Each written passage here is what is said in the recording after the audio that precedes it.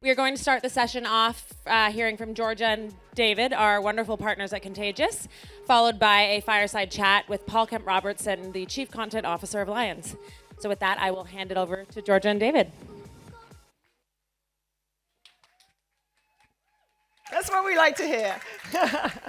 Thanks. Hello, everyone. Good afternoon. Welcome to Dentsu Beach. Welcome to this session, which we've called Walk the Work. This is Contagious's take on the most interesting themes and campaigns bubbling up at this year's festival. My name is David Beresford. This is Georgia Malden. Hello. For those who don't know Contagious, little disclaimer. We should state for the record, we are not an advertising agency. We don't create or develop any advertising. What we do is we have the privilege of researching and analyzing the very best work from all over the world. And, you know, this is the best place to find that. Cannes. This is where the sharpest minds and the finest talents in our industry come together to take the bracing sea air, to celebrate the most groundbreaking work, and also to talk about the state of the nation. And for us at Contagious, in terms of the state of the nation, the last 12 months has seen something of a recalibration. You know, we've seen the resurgence of some enduring truths that we've always known to be true, balanced and juxtaposed against that sort of ever-evolving technological landscape. So we think this sense of recalibration has also been reflected in many of the changes ushered in by the festival organizers for this year. And we briefly want to draw your attention to 5 of them. The first of those is this: retirement of the mobile lions, ladies and gentlemen. Sort of reflecting this fact that mobile-first creativity has increasingly become the norm. You can still find mobile categories as subcategories throughout the Lions, but retired as a standalone category. Next up, new luxury and lifestyle category. Apparently, because of this generational wealth transfer that's going on, millennials can now afford more than a Netflix subscription and an avocado toast. So now they have targets on them by marketers. There is a new best-in-class standard for luxury globally now, introduced by Cannes Lions. Number 3, mandatory AI disclosure. So again, a topic that sort of dominated conversations here last year. The festival saw fit to introduce mandatory disclosure across all submissions. People had to say how much AI was or was not involved in the creation of that campaign. That's just to help jurors and presidents assess the work more fairly. And also is, I suppose, is symptomatic of the growing impact of AI on our industry.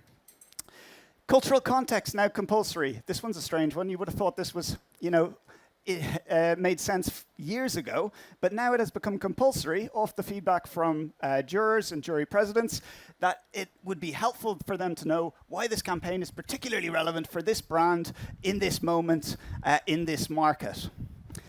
And finally, thank the Lord, they have introduced some new humor categories. Again, probably reflective of the growing body of evidence from the likes of Orlando Wood, System 1, and others about the power of laughter to drive sort of memory and also connection with others.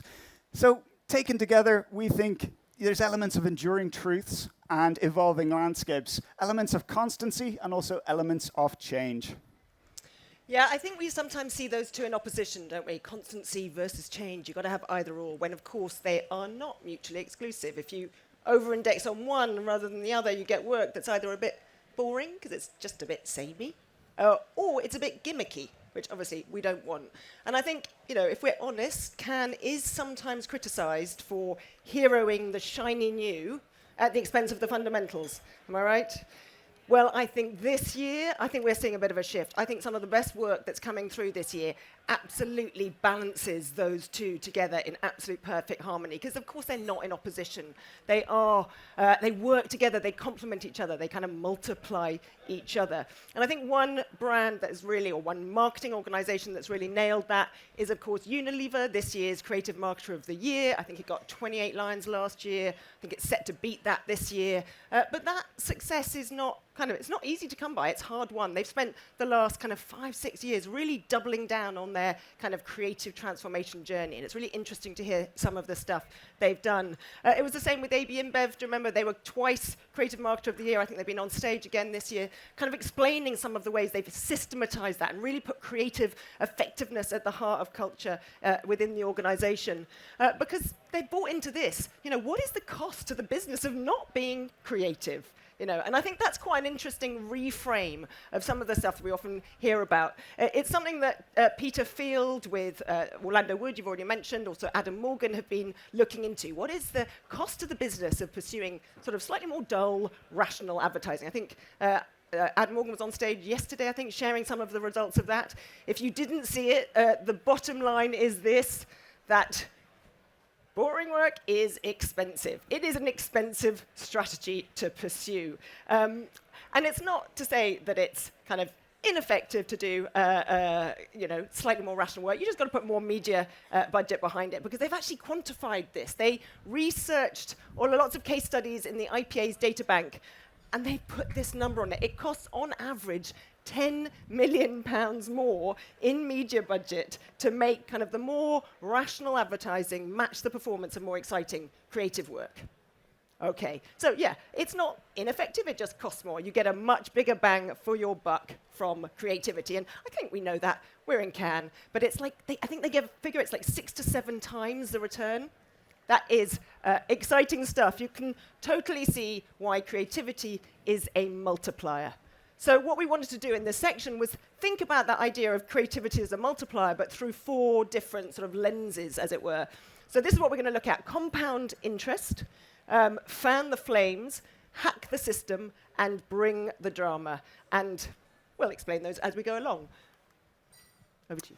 Yes. So number 1, compound interest. This is all about exploring the idea of consistency as a creative multiplier. And to tee this up, I've gone with a quote from my fellow Irishman, George Bernard Shaw, who famously observed that the single biggest problem with communication is the illusion that it has taken place. And I think that will resonate with some of the marketers in the audience today. Sometimes we think that because we've spent, 6 months to a year working on something, maybe that it's going to land straight away with the consumer. But of course, that is not true at all. It takes creative repetition for that message to land. We mentioned earlier Unilever, Creative Marketer of the Year. They are a very good example of this compound interest. You think about brands like Dove, they're celebrating 20 years of the Real Beauty platform. You think about brands like Persil and Omo, they've celebrating 20 years of Dirt is Good as a platform.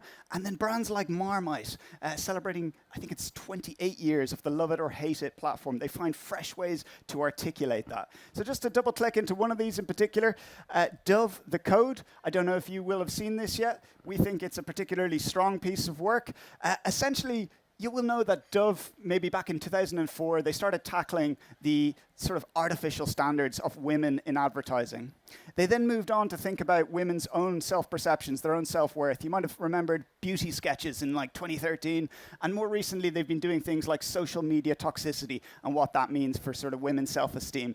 This is the sort of latest articulation of this, where they're taking on the juggernaut that is generative AI. Essentially, what they found was that if you actually just added Dove Real Beauty to a text prompt in an AI image generator, this would give you a far more accurate rendition or representation of what a woman looked like, instead of just asking for a woman from generative AI. So this was, again, a really interesting representation of this compound effect over years and years and years.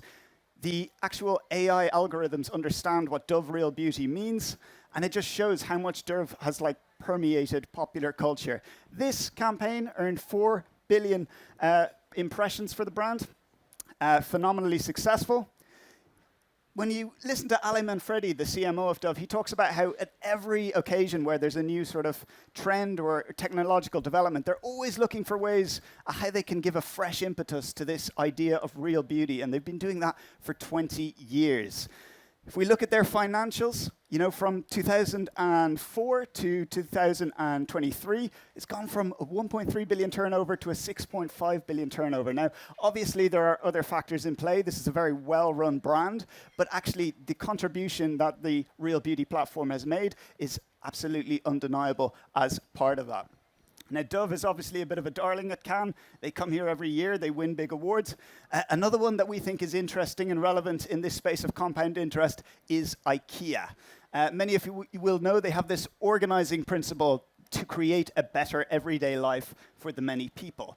And this clarity that they've had around an organizing principle has allowed them to sort of, give fresh expression to their role in people's lives over the years. You might recognize some of this Cannes-winning work from previous years. But, now that they're sort of rolling the brand out into more and more emerging markets, they have this challenge of maintaining that distinctive personality wherever they go. So, if you imagine turning up in a place like the United Arab Emirates, how do you bring that sense of the everyday, democratizing design and access to more people? This is our pick for IKEA. It comes, as I said, from the UAE. It's called Guilty Pets. It picked up a bronze in outdoor. It's just a wonderful way for them to, give a sort of fun expression to what is actually a very rational message about affordability. Let's have a look.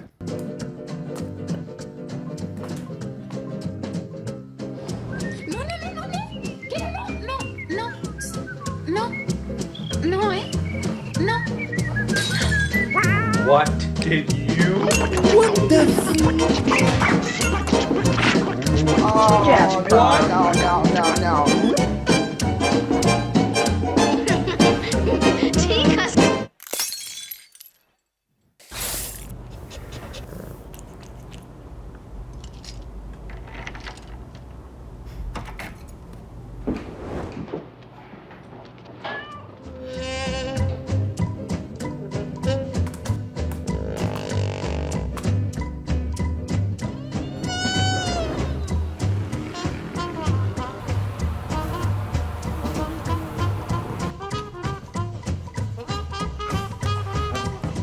IKEA created. So, a nice idea. I think you get the idea. And we mentioned, the importance of cultural context earlier. It's kind of interesting to know that the United Arab Emirates has seen a serious bit of growth in pet ownership in recent years. For decades, for centuries, religious and cultural reasons meant that pet ownership wasn't really a thing there, but actually it's seeing incredible growth. And IKEA has tapped into that. Off the back of this campaign, value perceptions of the brand in the region went up 6%.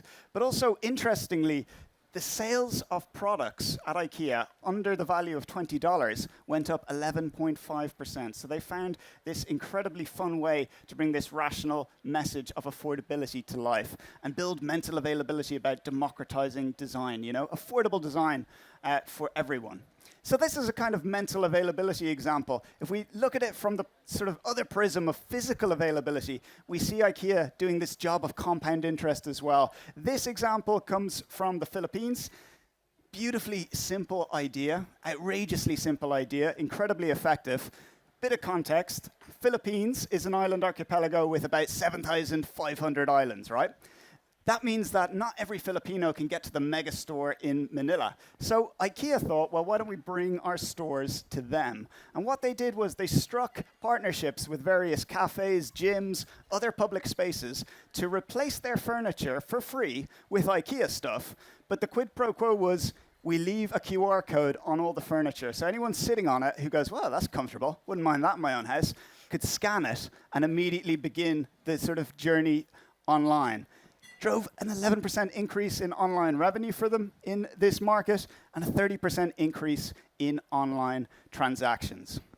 Now, this is a beautiful example of use of QR codes, and obviously mobiles have played a big role in developing e-commerce and convenience. It's been an absolute boon for humanity in many ways, but in other ways, you will have been reading, of course, that this year, more and more scrutiny is being placed on smartphones and what they're doing to the minds and lives of young people.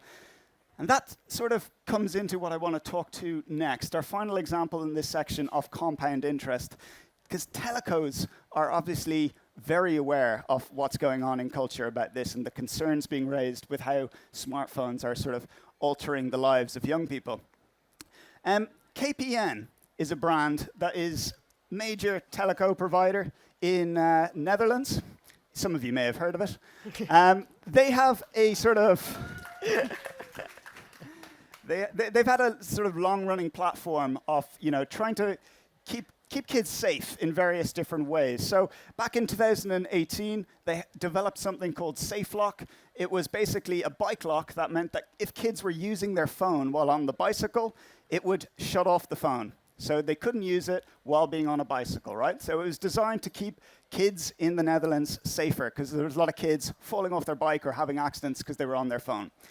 They've since evolved this in more sort of recent years to look at mental health as opposed to just physical safety of kids and the sort of role they have online. And that is where this wonderful piece from KPN comes in.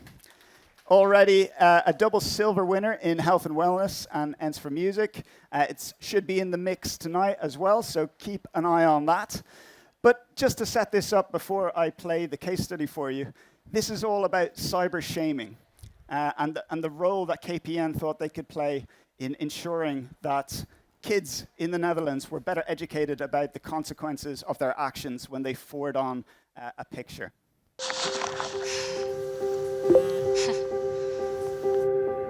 33% of teens engage in sexting. Sexting is a normal and healthy part of sexual development of youngsters in this digital age. But 1 in 100 teens fall victim to online shaming. Uitgescholden voor hoer, slet. Op dat moment zag ik het leven niet meer zitten. Dutch telecom company KPN wants the internet to be safe for everyone. To reach Gen Z, we collaborated with the biggest singer-songwriter in the Netherlands, Mo, and wrote A Piece of Me, a song and music video based on heart-wrenching real stories.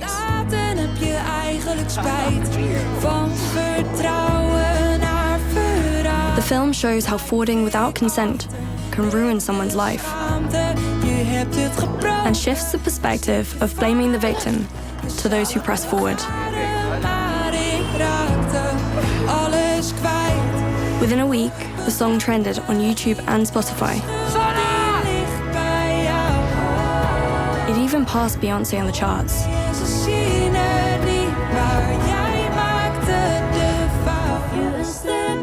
Een stukje van mij. Tu devais le garder, mais tu n'as pas fait ça.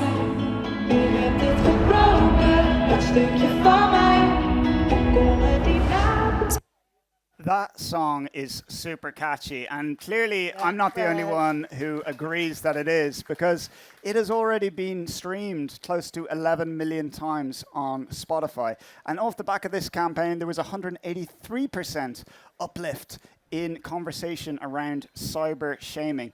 For the brand, it also did a massive job as well. A 9% uplift in consideration for KPN and a 19% increase in associations with the brand and what they're doing for online safety. So a phenomenally effective as well as emotive campaign built upon years and years of KPN doing initiatives in this space. So we think this sort of brings to mind a quote here from Maya Angelou, this idea that you can't use up creativity. The more you use, the more you have. It kind of plays into our takeout from this section, which is that consistency can breed currency. So paradoxically, having certain parameters can actually lead to more freedom to experiment, because the more you execute on the same message, the more confident you get, the more it whets your appetite to push the envelope a little further. And that is our message for this one. Georgia. Yeah, and I think for our second theme, I think it dovetails quite nicely with the last one, because if you kind of know who you are, what you're about, you know, where you have the credibility to play, you're much better equipped to kind of react fast when the opportunity arrives. But that does require a kind of mindset, a readiness to be kind of listening out for those pockets of culture bubbling up and ready to kind of fuel that conversation. This is something, a nice thing that the CMO of Duolingo said to us: you can't plan virality, but you can plan mentality. And I think it's a really good way of thinking about this. And Duolingo have just been nailing this themselves. So some great work that they've been doing. You might remember the fake reality TV series, Love Language, the brilliant Super Bowl 5-second media buy, brilliantly timed with a push notification where the Duo owl tells you to do your Duolingo. Any Duolingo users? Yeah, followed around by the owl? Probably. But actually, the brand that we want to focus on here that really has mastered this is Heinz ketchup. They've been kind of working with their agency, Rethink Toronto, to embrace this mentality of go, then grow. And what that means is they put out kind of multiple bets into culture. They see what kind of catches on, and then they scale. They fan the flames. And I think this example here, this response, do you remember that seemingly ranch thing, tweet that everyone started piling in on? Yeah, Heinz did it with absolute commitment. So, a Taylor Swift fan, frothy tweet about Taylor Swift's sort of condiment preferences. Well, Heinz acted. Now, it started just as a mock-up of their Crunch sauce. So they got this sauce already. It's called Crunch. And they did a little mock-up of a new packaging, shared it on social. They were like, oh, people are kind of interested in this. Let's see what we can do more. So they created a limited edition product giveaway, flew off the shelves. They did a bit of an outdoor campaign to kind of, oh, my God, let's grow this momentum a little bit more. Walmart got interested. They got a national distribution through Walmart through this. All product is exactly the same here. It's just that lovely kind of label to kind of tie into this moment in culture and really revitalize what was actually a little bit of a failing brand at that stage, Crunch. So yeah, a lot of kind of work, momentum behind it, and they got the amount of earned media they got for this, it's biggest that they've got in the brand's history, equated to this whopping return on investment, which talk about multiplier effect. I think you've got that in action. But seemingly, nobody's picking up on that. Rethink Toronto have managed to pull off the same thing for one of their beer clients. So you might have seen this one. It's doing quite well on the awards as well. So this is something they did with Coors Light. So this was a trivial little moment that happened in a baseball game that they managed to spin into a kind of moment of sporting history, complete with memorabilia, an integrated campaign, and kind of unofficial endorsement of arguably the game's best player. So let's have a look at what they did here. There's one driven to right, down the line toward the corner. That is foul. Put a little indentation into the can of Coors Light.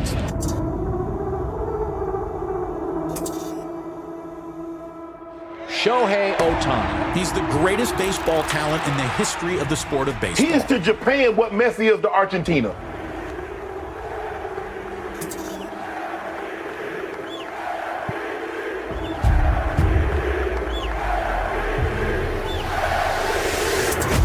They make up a commemorative series of cans. It has a locked out area, like when Shohei broke their neon sign.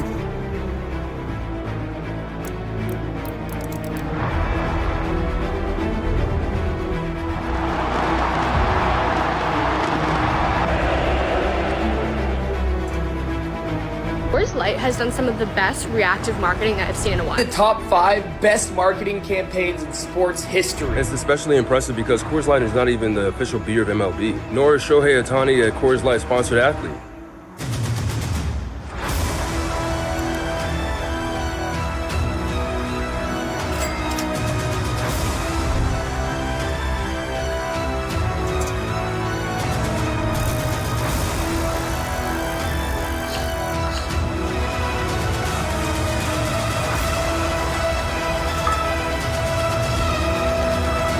やること早いですよね。8月26日のこのハプニングを逆手にとって。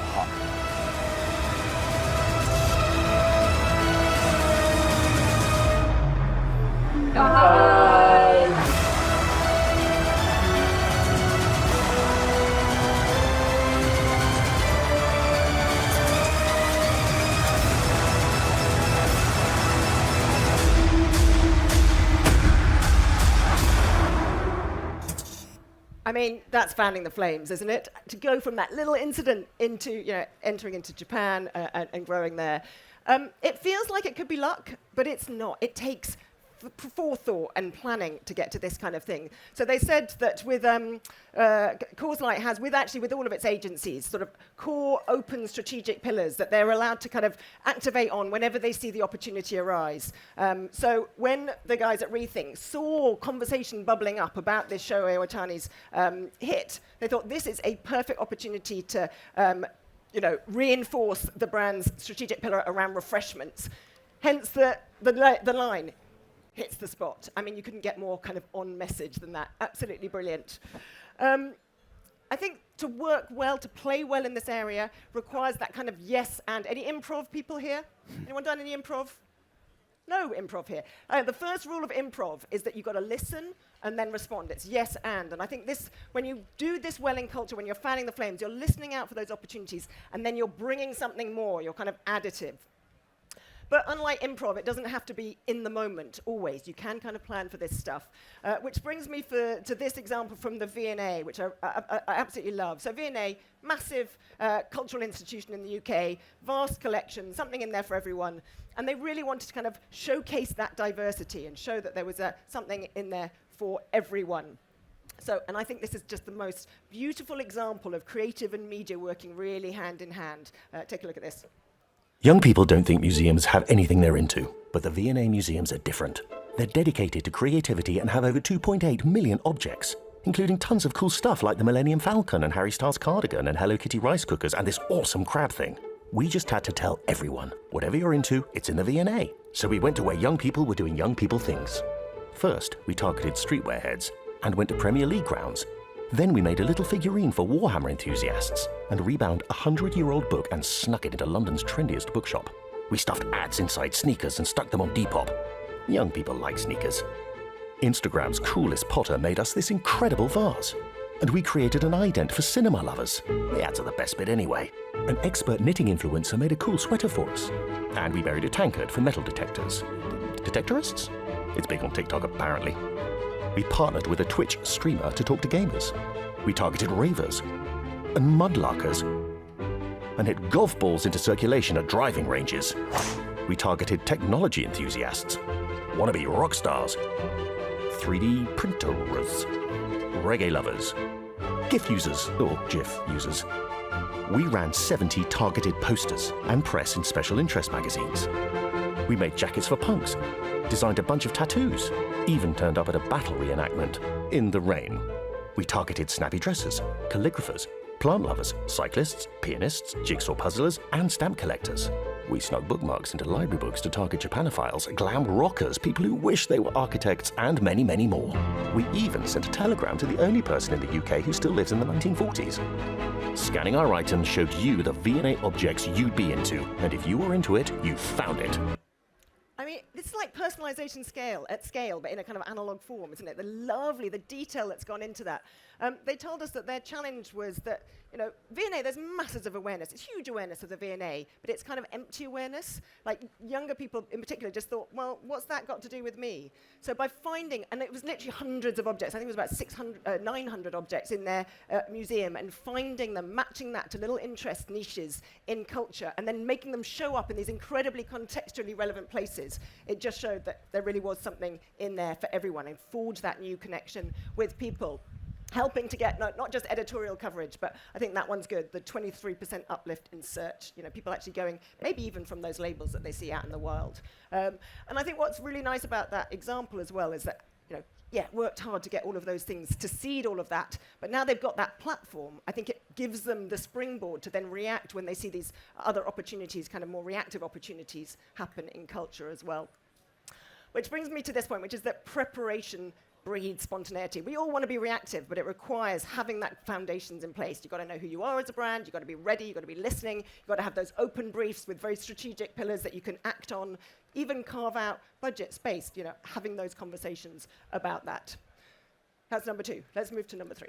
Yes, our penultimate theme. I hope you're still with us, ladies and gentlemen. This one is called Hack the System. It's all about brands that are leveraging media and platforms in devious, mischievous ways to kind of multiply impact and maximize on budget. And to tee this one up, I've gone with a quote from Miss Marilyn Monroe, who famously once said, "If I'd observed all the rules, I'd never have got anywhere." And I think we can all relate to that to a certain degree. In every category, there are rules, be they spoken or unspoken. And the brands that can find creative ways around those rules or to bend those rules stand the best chance of carving out additional mental availability. Even better if they can do that in a way that aligns with existing human or consumer behavior, which was the case for BMW, again, in the United Arab Emirates. This one won multi-golds out in the Dubai Links. It's currently got a bronze in media. We think it's fabulous. Have a look at this. United Arab Emirates, an emerging EV market, where the primary source of charge is through public charging stations. And the first thing prospective buyers do before making the switch is look for charging stations near them. And this is what they see. Over 300 stations scattered across the city, listed with pictures crowdsourced by visitors. As the last ones to hit the market, we saw this as a chance to shit up. BMW presents the iJack, turning Google Maps into a virtual showroom. To launch our electric range, we took our shiny new Beamers and photobombed every EV charging station in broad daylight. That's right, each and every one of them. So when someone searched for the nearest charging stations, they were tempted by a BMW. Audi owners, they saw a BMW. Mercedes and Porsche, also a BMW. From every angle, including 360 views of the interiors, with QR codes intercepting every search with a chance to test drive our cars. So a pretty ingenious idea, just deconstructing the consumer journey and working out how you could interject and do something that would have disproportionate results. When we spoke to Service Plan's head of digital and innovation, he talked about this campaign as being like wine because it matures over time. It's not a one and done. It's the sort of gift that keeps on giving for them. The longer the pictures are there, the more impact they get. And they have had a considerable impact. It's led to a 400% increase in test drives for EVs, driving that association with BMW and electric vehicles. They can fully attribute 2 out of every 5 people making inquiries in their dealership back to Google Maps. So hacking this platform on a local scale. And interestingly, potentially you couldn't have done an idea like this in Germany or Britain where there's more user-generated content and it would have been harder to game the system like that. But they spotted an opportunity in the United Arab Emirates and they absolutely took it. So that's hacking the system at the local level. But what if you were to hack the system at the sort of more global level, maybe on the biggest stage in advertising, which is, of course, the Super Bowl. And one that we love that did this with aplomb is DoorDash. For those of you who don't know, DoorDash is a delivery service. And basically, before the Super Bowl had even started, they had billions upon billions of earned impressions because they made this outrageous claim that they were going to deliver every single product that featured in a Super Bowl commercial to one lucky viewer. Here's how it panned out.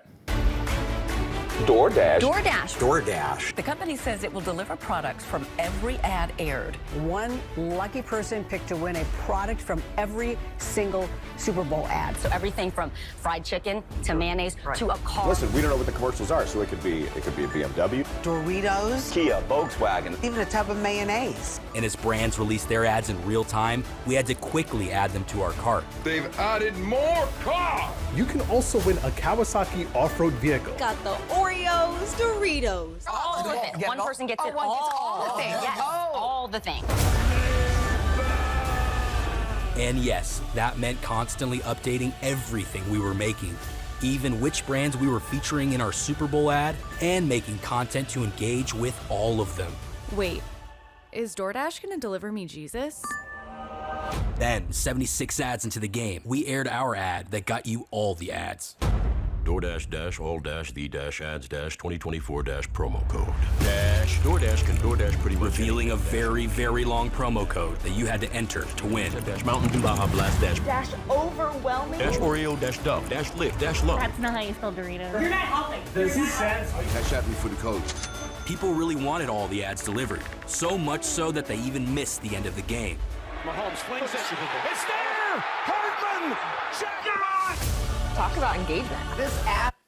So when we spoke to Dan Wiens about this, head of creative at Bodega, he sort of mentioned about, the idea was siphoning off interest from every other brand that had bought a spot at the Super Bowl. Because they'd done all that upfront work to seed the idea of DoorDash delivering absolutely everything that the ads had to offer, the idea was that people would be thinking about DoorDash to some degree every time an ad for a BMW or whatever you have comes up on screen. And it was phenomenally successful for them. All in all, 11.9 billion earned impressions. That is making a 30-second spot at the Super Bowl work a hell of a lot harder for you. Now, so we've seen a sort of hack of a digital platform, BMW with Google Maps. We've seen a hack of a sort of traditional channel like TVC. But what about hacking an even older bit of media?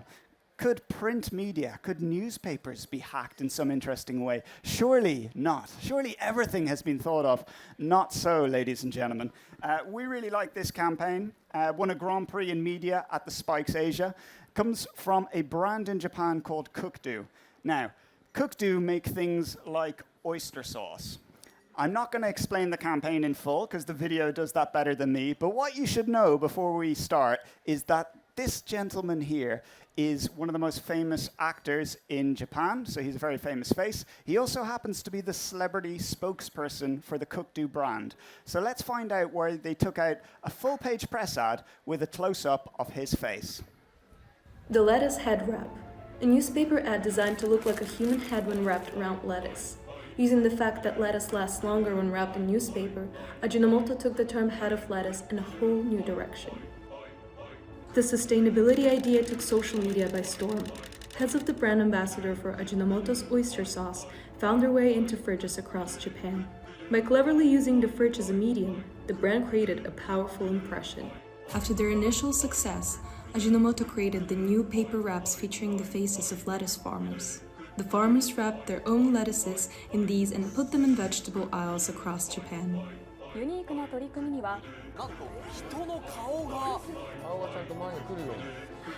The idea enjoyed extensive media coverage as a clever solution to food waste. The simple notion of transforming lettuce heads into human heads generated over 200 million yen in earned media. And of course, the wraps featured links of the stir-fried lettuce recipe, which significantly helped increase sales of the oyster sauce.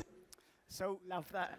A few different things to unpack here. Like, first of all, obviously they want to boost sales of the oyster sauce. They did it by creating this recipe, a new consumption occasion. It's a stir-fry lettuce with a bit of oyster sauce. And then they were like, well, we have to forge this connection between our brand and lettuce. And they came up with a really, really clever way to do that, linking literally the face of the brand with lettuce and giving people something that was useful as well.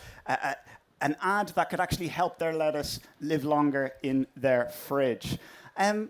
Something else, I think, this was incredible in terms of market share for the brand. They found a way just to make people spend a lot more time with their ad. Also, I think it's interesting that, this is an oyster sauce that probably sits in people's store cupboards. They're not normally looking at it.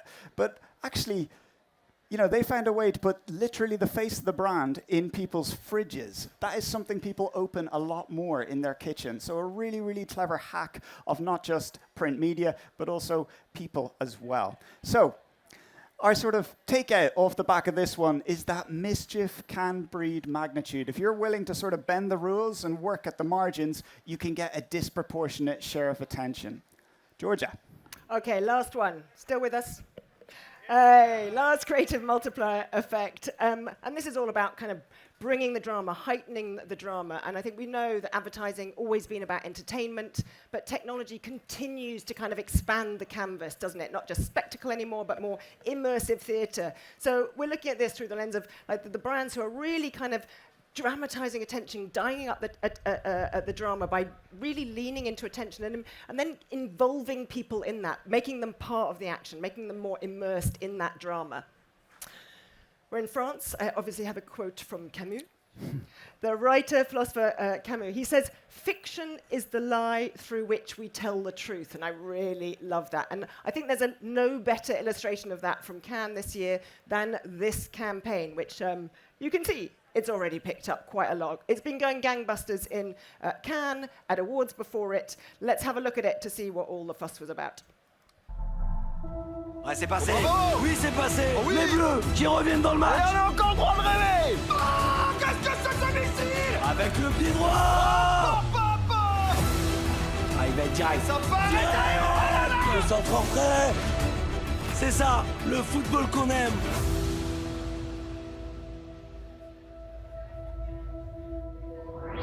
Oh my god, it's so good. 2-minute video, the footage rewinds. The VFX are removed. It is in fact the elite French women's teams. Pegou futebol féminino. Ils en réalité, ce sont les femmes de l'équipe de France.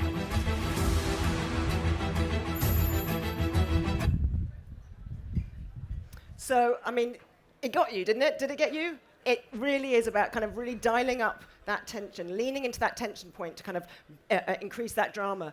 Now, a lot of organic views off the back of it, but I think this is the more interesting stat, because Orange is the sponsor of the football. They need people to tune in and watch. And I think just a few weeks before the women's football, there wasn't a broadcaster. So they absolutely needed to drive people's intent to watch the game, and that's what that rise is all about. Now, that VFX-inspired kind of rug pull, that sort of gotcha moment, really does kind of confront you. It makes you confront your own prejudices, lingering prejudices. I know it did for me. But it wasn't what they were sort of trying to do. They said it wasn't really meant to be an ideological campaign. They weren't trying to call people out here.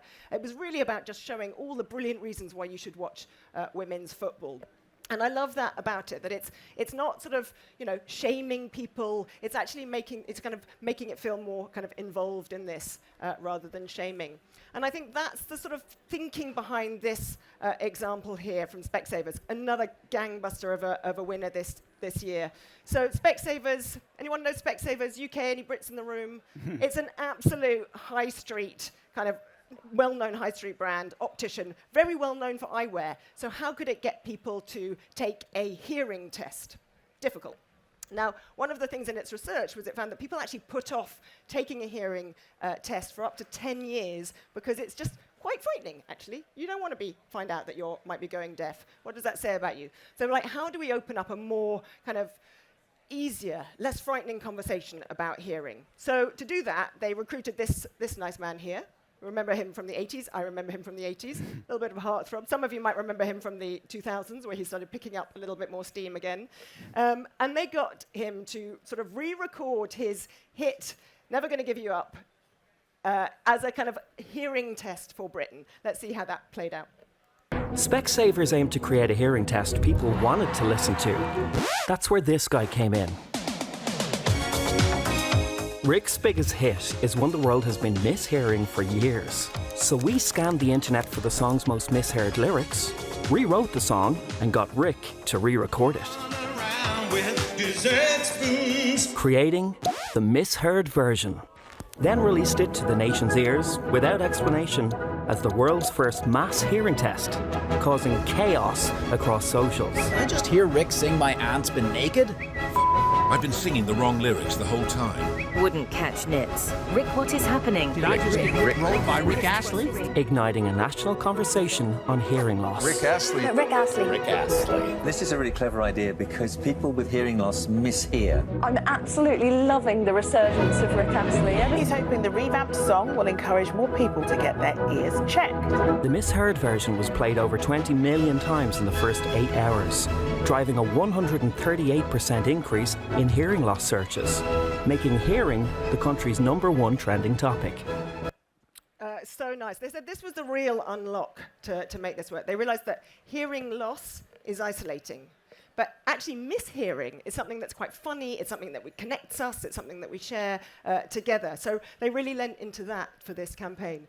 And Rick Rolling proved pretty successful, not just at kind of driving awareness of Specsavers audiology services, but actually driving, oh, it's off the top, but 66% increase in hearing test bookings as well. And then something else I just heard just this week, which I think is a really lovely build on this, which is that Rick Astley actually suffers from hearing loss himself. So what they were able to do was bring lots of behind-the-scenes kind of conversation with him, sharing his experience, education, and I think it really adds some breadth and some depth to this. So rather than kind of confronting a topic that can be really quite tricky, they did it with real sort of empathy, warmth, and humor here, which I really love about it. Last one. This is, I think, a masterclass in audience immersion. This is the skincare brand, very serious skincare brand, CeraVe, really leaning into a rumor, a conspiracy theory going on the internet that the brand is actually the brainchild of the actor Michael Cera. This was what they wanted to do for their Super Bowl spot, but even before they aired their spot, they got something like 6 billion impressions as well by really seeding this. So let's see how they dialed up the drama on this one. Actor. Wait, what is he doing? Dancer. Cream genius? I've seen a lot of claims you've been making lately.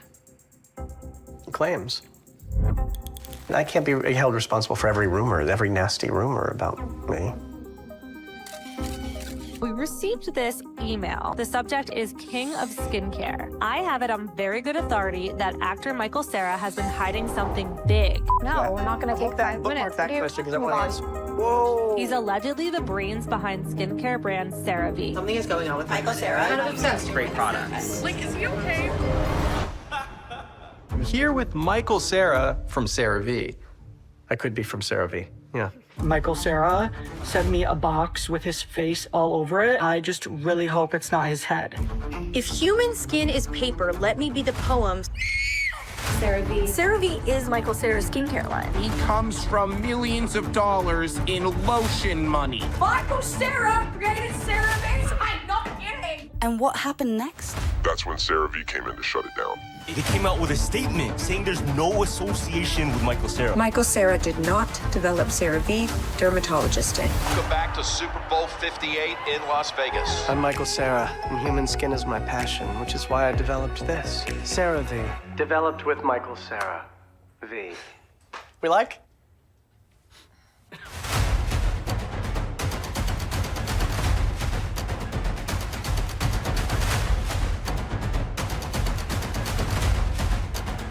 They did a great job, by the way, with social marketing, too, whoever did this. It was brilliant. I don't have any social media or anything. I don't even have a smartphone. Wow.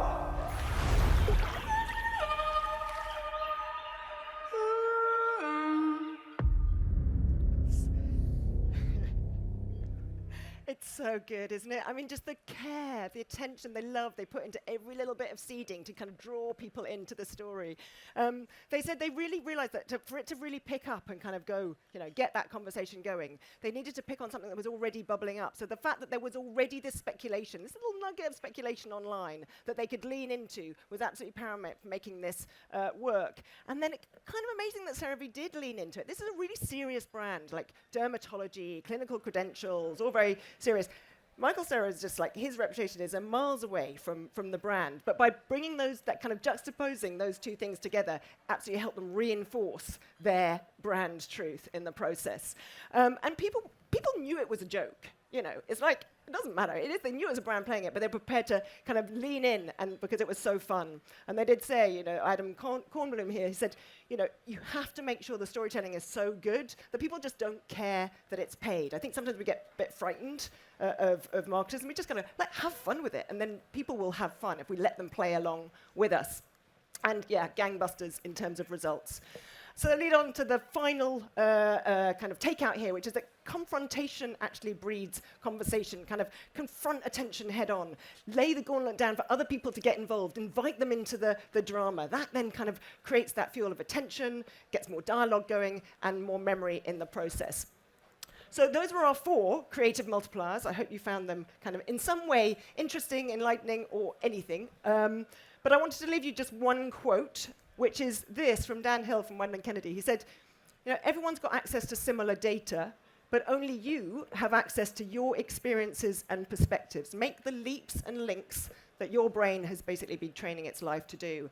And I think that's a lovely way of thinking about another creative multiplier, which is your own unique perspectives and experiences. It could be the ultimate creative multiplier, but it's up to you to make them count. And I think that's what we're in here in Cannes to do. Make those leaps and links. See all the brilliant stuff that we're seeing. Make those connections for the work that we do as well. So that's it from us. Thank you very much. I hand over.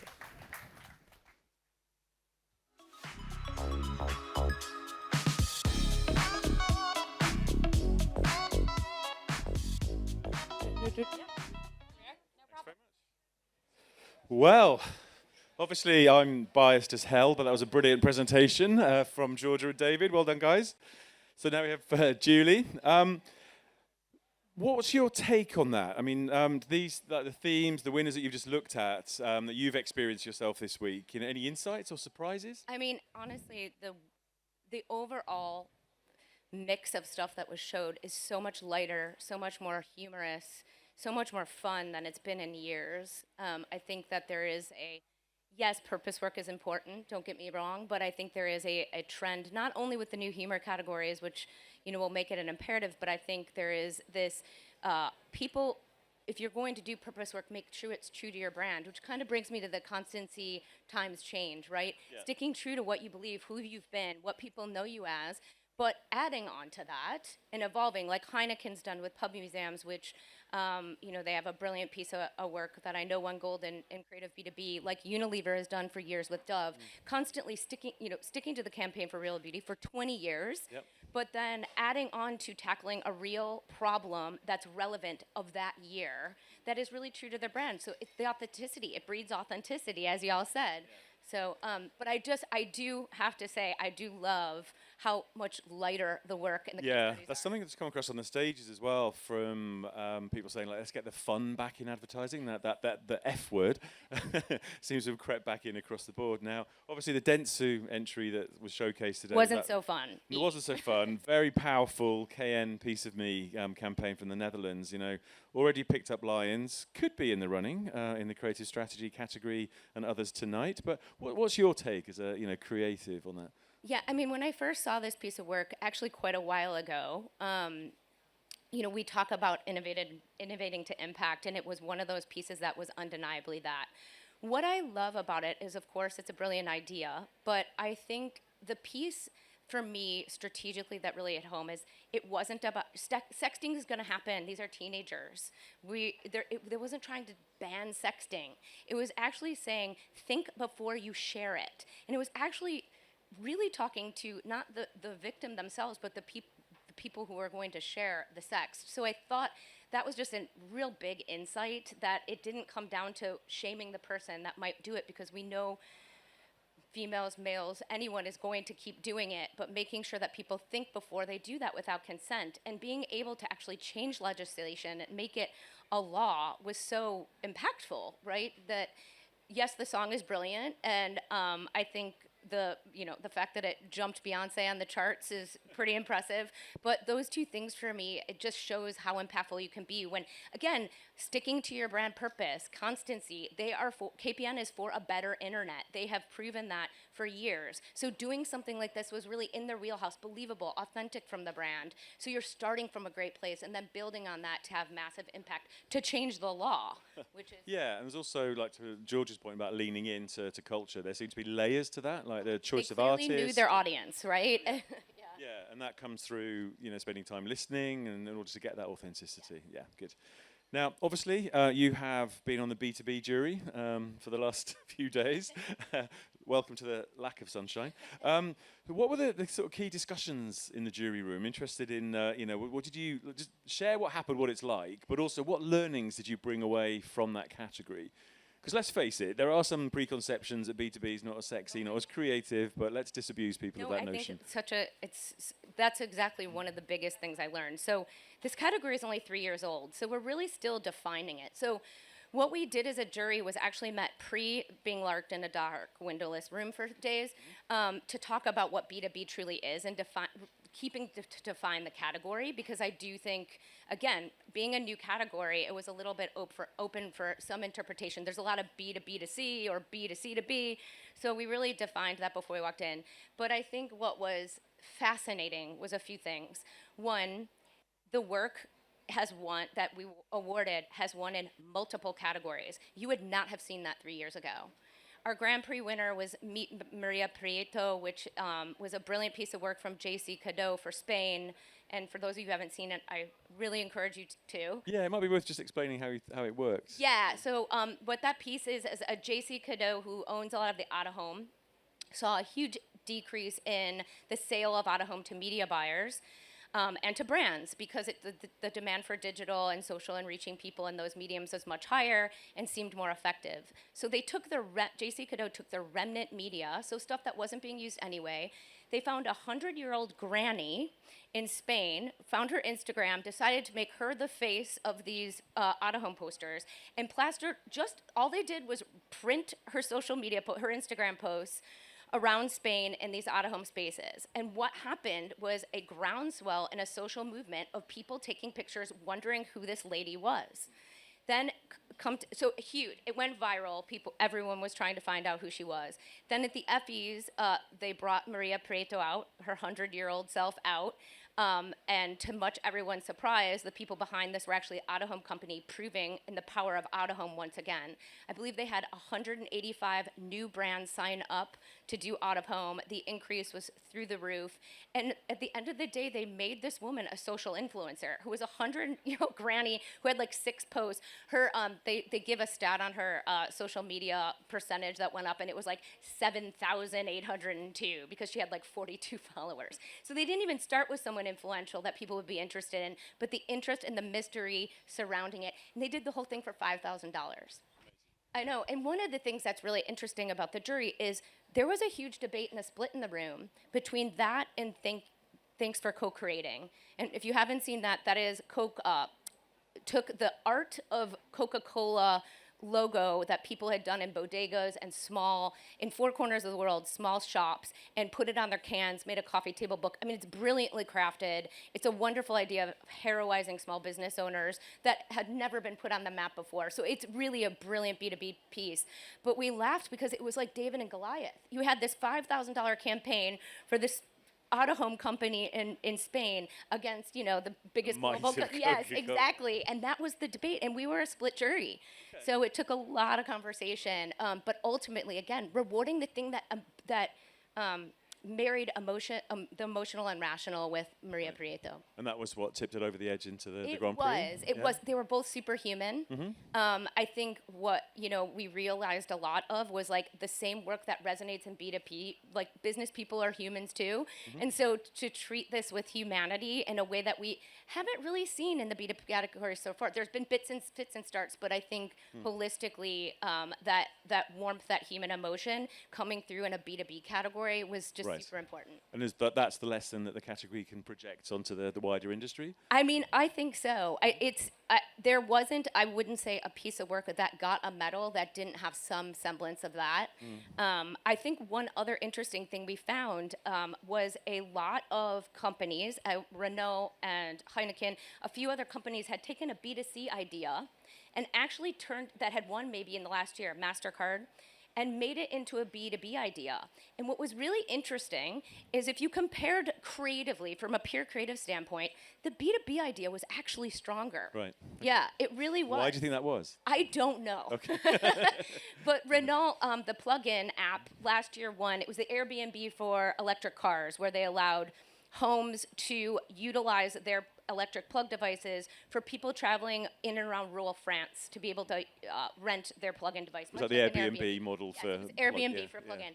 But the B2B model was so interesting because what Renault did is they gave these plugins to small business owners in these rural areas, which literally drove traffic in their doors. So you could get your hair cut at a local tiny barber while your car was charging, or grocery shop, on the side of the road in rural France. So I think it just felt bigger. Mm-hmm. It felt more important. It felt so. I just thought that was a really interesting. And to get back to your point, that's still purpose-driven in the sort of classical purpose sense, but then it's got product, it's got humanity, it's got a nice creative idea in there. So good.